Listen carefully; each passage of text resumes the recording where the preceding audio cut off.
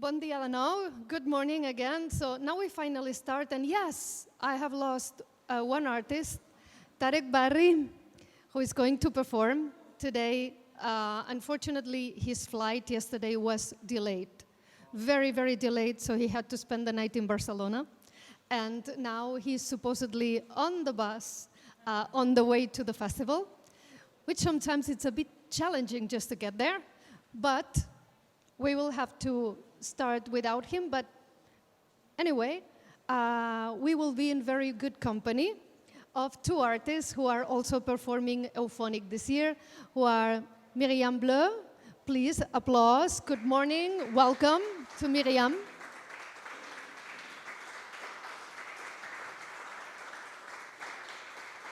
And Òscar Martín. Applause for Òscar.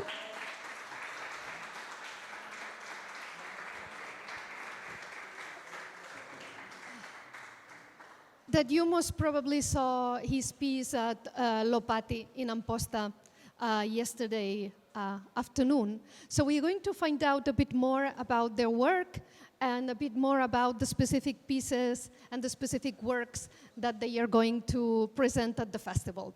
Like, the talk is called De la Inteligencia Artificial, but I think that we can discuss more creativity of the natural kind that humans have and that artists have. So if they feel like talking about artificial intelligence because they incorporate these algorithms in their life and in the work, it's okay. If they feel like taking on other subjects, that's okay too, right? Because I think that we all had too much of AI, and whether it's good, whether it's bad, we all have feelings and opinions, and it's okay. And I have the feeling that we discussed these feelings and opinions a lot of times, and possibilities and tools and blah, blah, blah, blah, blah, blah, blah. But the more interesting thing is what artists do and why. And yeah, so let's do that. Let's start with Myriam Bleau. She is from Canada. And perhaps some of you already know her work. She makes music, she makes technological interfaces for performing the music. Her performances are very theatrical, performative, and magical. Like, I think that she's really one of a kind, and it's nice just to know more how things work inside her brain and her heart, and also, yeah, and afterwards we will speak with Òscar. So Myriam, it's your turn. You can explain whatever you want. Good morning. I prepared just a very short presentation with images from my recent projects, just so you can see a bit of the scope of what I work with, because in my work I'm quite schizophrenic. I tend to explore many different media. So the first one that I wanted to show you, I mean, it's also a bit linked to the initial theme of this morning. So it's called Unsculpt, and it's a project, maybe more of a traditional audiovisual project, but the visuals are created with very early VQGAN plus NClip algorithms. So when the first generative models for mixing text and images came out in early 2021, I started experimenting with it. At the time, it was just only available in obscure GitHub repository, so it was interesting to work with the first ones. And this project, I mean, I'm not going to talk too much about it, but it's kind of creating landscapes and building and facades with hybrid techniques, using some assets created with machine learning, but also with other generative programs like Touch Designer. And for me, the idea is to create those landscapes and buildings, but that are devoid of human presence, because I feel like the way that machine learning is growing these days, it's very vertiginous, and in a way, it's like growing out of human scale. So for me, it was important to show like these landscape without any human presence.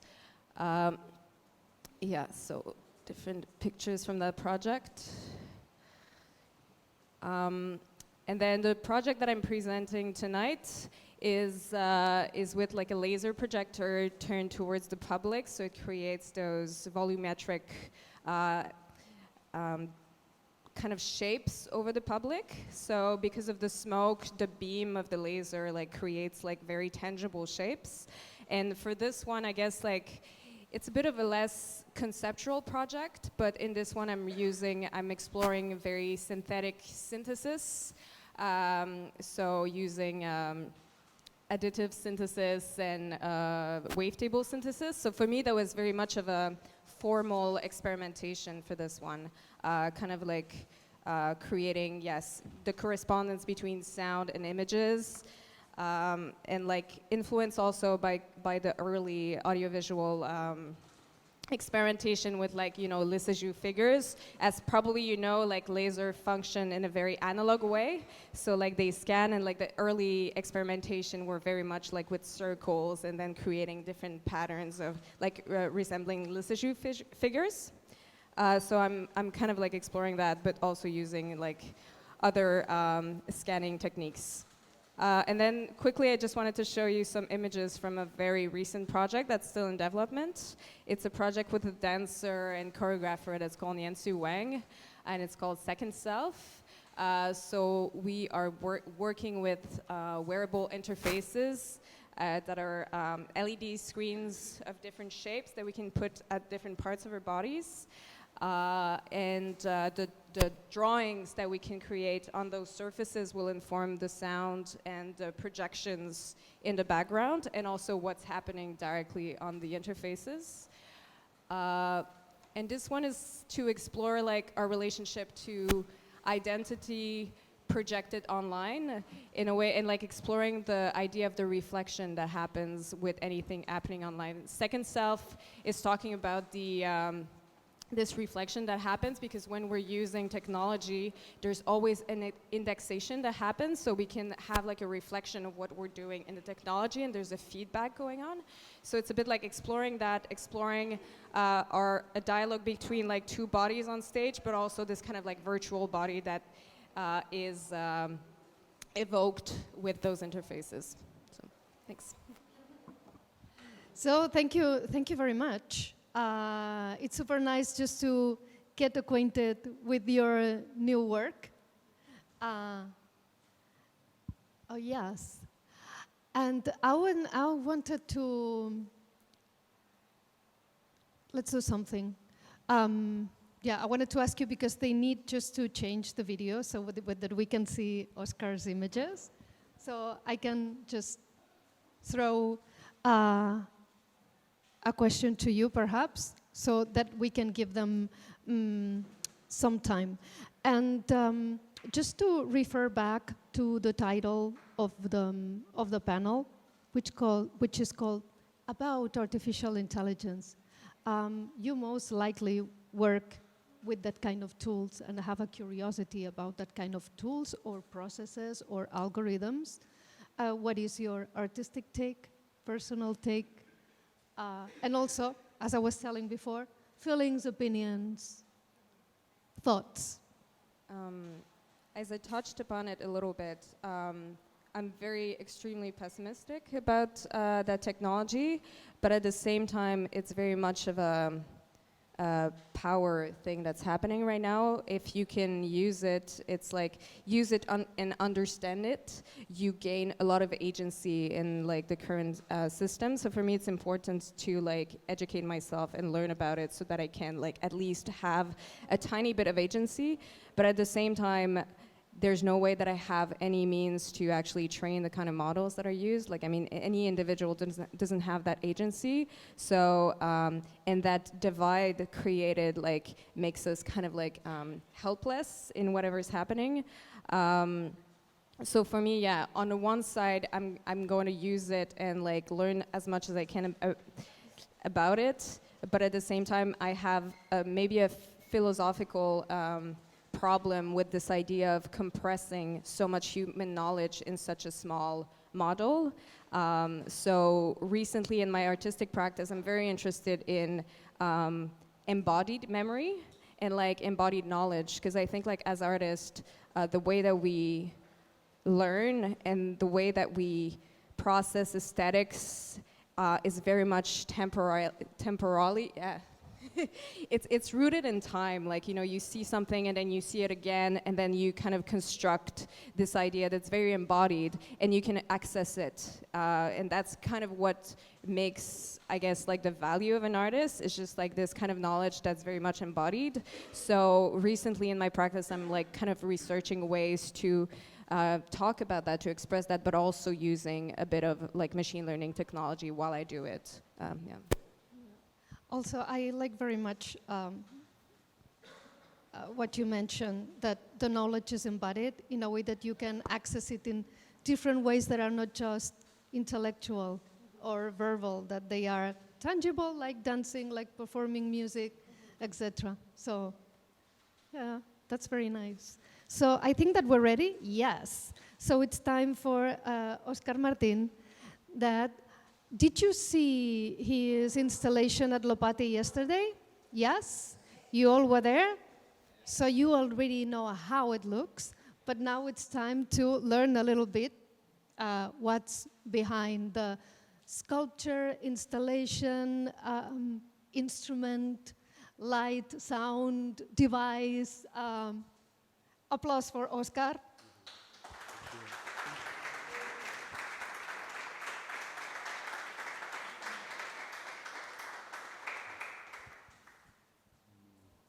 Good morning. Yesterday we can enjoy joining the. I have my CSEC style English, but I will try. A version of meta music machines, like the first branch of researching. The general idea is like to build device, machine. Working like input with human music, no? Before I never worked with musical content in this way, but just like a input in a creative process, no? Where there is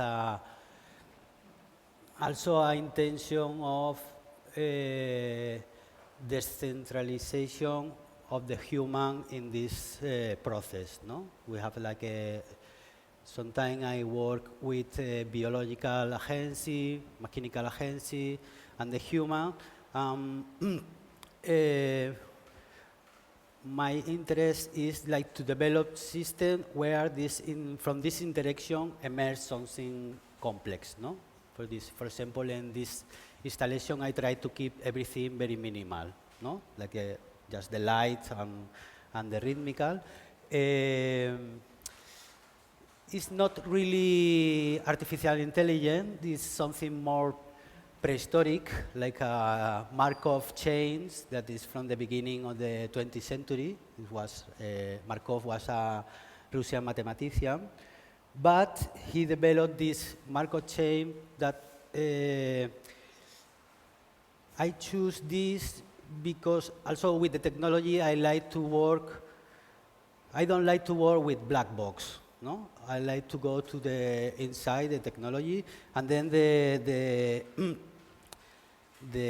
more advanced artificial intelligence, machine learning, you don't see what is going on inside. And then, but with the Markov chain, I can programming, I can understand how it's working. Basically, I start, for this work, I choose like 7 rhythmical audio files, folk music. I don't know, one from India, one from Andes, one from Europe, different like geolocation and temporal. And the idea is also what matters when you put the diversity in this statistical model, no? In general, the machine learning are like a very huge and very big statistical machine. No? The correct way is you have to choose very well the input for the process of learning. No? When you choose something, you are make some kind of normalization. No? You want to do a model that make music like the Indian table, no? And then you have to choose something that represents this style. And this process, you are living outside the diversity, no? And then one of the ideas is what matters when you put something very different, and then this statistical model is like glitching and try to do something, and it's the thing that you listen and see yesterday, no? This work also, I did like this graphical work that is coming with the bueno, it's something parallel, no? That's playing a little bit the concept that is involved, and then a way to talk about the piece is also, bueno, it's, I make like a connection with the alchemical process, no? Because it's an analysis process and then a resynthesis, no? With all the material from the analysis. I try to keep everything simple. The analysis of the rhythmical material is like a monophonic rhythm, no? To try to keep everything very, very simple. This is bueno, the synthesis and the hybridization is making with the, this is a graphical that represents a little bit how work the Markov chain, no? In general, Markov chain work very well for symbolic or language, no? The predictor of the mobile phone, some of them using this Markov chain. I was wondering if you are familiar with Markov chains. Perhaps we can, I'm no mathematician, I am no computer programmer, but perhaps we can try to explain. They are equations, like algorithms, that are very much used in automatizations, right? Yeah, bueno, there is like a matrix, a probabilistic matrix, with all the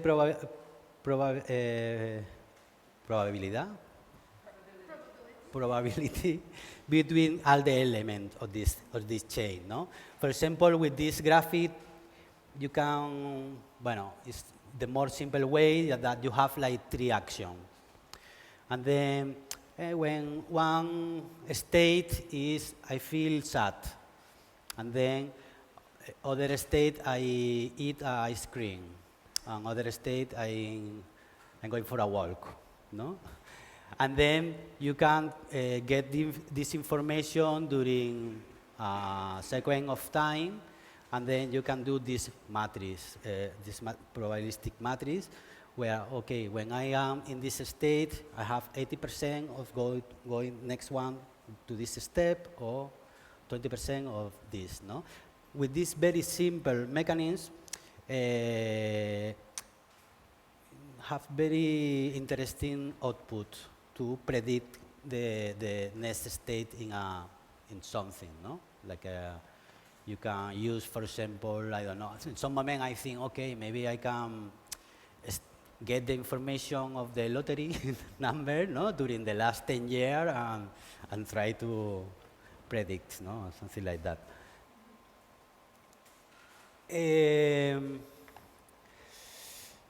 Yeah, this is, bueno, it's also talk a little bit about this oracle thing that have this kind of model. And down, this is some kind of the structure of the composition. I make a Markov model with the file A only, and then I generate 3,000 bits from this model with only one track. A second sequence with a model with A and B, and then another with A, B, C, D, and then the installation is following this sequence, no?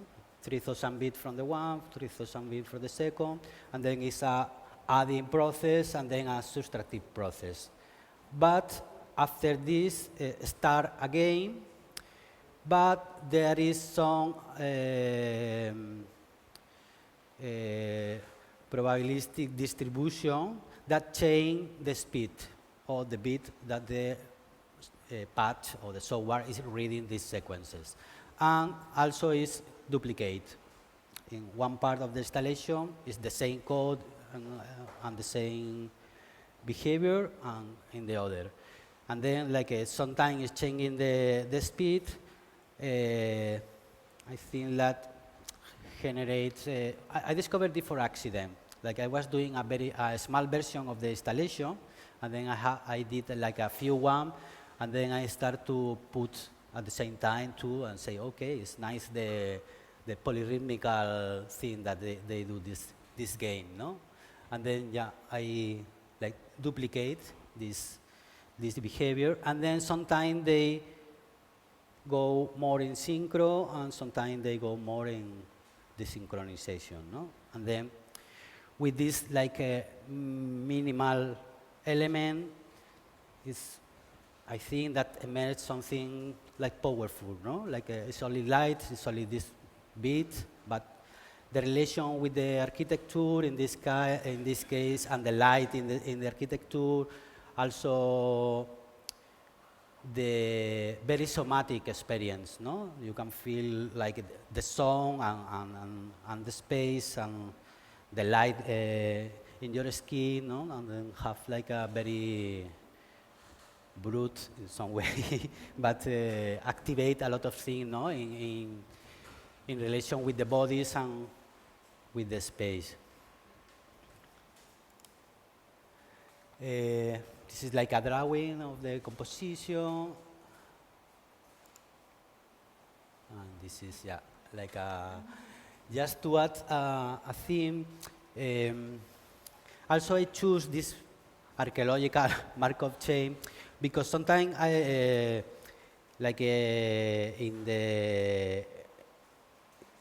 during the time, the developing of the technology, no, in some times there emerge some ideas, but in some point one of these ideas is chosen by different framework that we develop, no? And sometimes for me it's interesting, like going back and take one of these branches, no, and bring here and try to work with this, no? Because also the technology, bueno, in this time is in the hand of big corporation, and you don't, it's like a black box, no? And you don't have access, for example, for all these database that they in the last year are like collecting, no? And this kind of stuff. Yeah, but for me it's like a creative strategy, no? To arrive to new kind of material, no? Some material that that the human alone don't arrive, no? To display, just in the relation, in this other way of relation with the technology or other agents, no? Other agents, I think. It's a bit what Myriam was telling about. If you know how it works, if you learn about it, you have agency, like you are not powerless or weak, but the same black box that you talk about, that if you have the knowledge, if you have the access, you have power in a way. I like very much the fact that you have taken such old school algorithms with the very raw musical material, like the drums, that's very raw and sparse, and the white light, that's, yes, very minimalistic. And also this bit that yesterday I wasn't so aware of it, that you call like the oracle, because you take like some kind of old school technology, very raw materials, minimalistic materials, but in a way, when you ask the oracle, you ask about the future, you ask about what's going to happen, you leave it up to fate a little bit. So I like it. There's some magic in it. So, do you have any questions for Òscar or for Myriam? Because we are very tight on time.